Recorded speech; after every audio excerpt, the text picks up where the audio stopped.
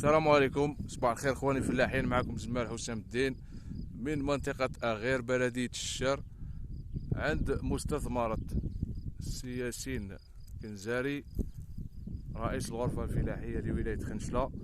كما راكم تشوفوا رانا بصدد معاينة هذا بستان التفاح اللي كان موافق للمعايير، أي أنه خادم بالنظام الكلاسيكي، ولكن ظهرت فيه بعض الأعراض تاع النقص اللي ما تفرغلهاش، هو عنده انشغالات والتزاماته، ولكن راح نداركوها ان شاء الله.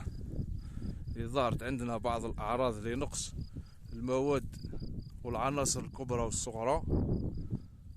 هذه كانت جراء لو بلوكاج، لانه كما راكم تشوفوا التربه تاعنا كلسيه، اي انها راح تعطينا ان بي اش عالي فوق قاعدي فوق 7.5، اي انه يوقع لنا لو بلوكاج هذا راح يكونوا الاعراض تاعو هذه اللي راكم تشوفوا فيها. ولكن حنا مداركينو رغم اننا قمنا بعمليه التسميد والسقي المنتظم وبطرق منظمه وكل ما يلزم، ولكن ظهر عندنا لو بلوكاج، اي انه كانت حلقه في السلسله ناقصه، اللي هي اضافه الاحماض اللي راح تعدل لنا البي اش. الاحماض هذه من المستحسن تكون كما يقولوا لها الفلاحين لونغري تاع البيدون، يعني ليكيد، يكون حمض الهيوميك او حمض الفيلفيك او احماض ليزاسيد سلفيريك.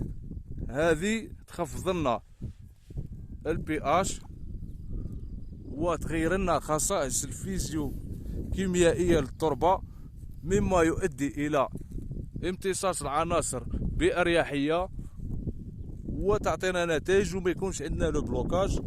كما راكم تشوفوا كاين الاعشاب الضاره، مش حاجه يعني، ولكن كاين بعض الاشجار مدت اثمار ما شاء الله. راكم تشوفوا هما كاين لي فاريتي هذو بريكوس، هذه الاصناف المسبقه كما نقولوا لها، ولا التفاح الصيفي.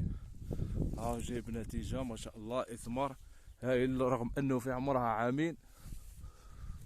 هاي لكم اشجار اخرى يشير لها ياسين، هاي ليك ما شاء الله، اثمار في المستوى، اي انه عمليه تسميد كل العمليات او لي براتيك كولتورال تاعنا الممارسات الزراعيه تمت بكل احترافيه وكل كانت عمليه وجابت نتائج، ولكن فيه بعض النقائص اللي راح نداركوها جراء الانشغالات تاع صاحب المستثمره وكل كما راكم تعرفوا.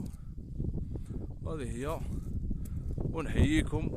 وكان معكم جمال حسام الدين مع رئيس الغرفه الفلاحيه لولايه خنشله، ونحييكم. هذه هي، والسلام عليكم.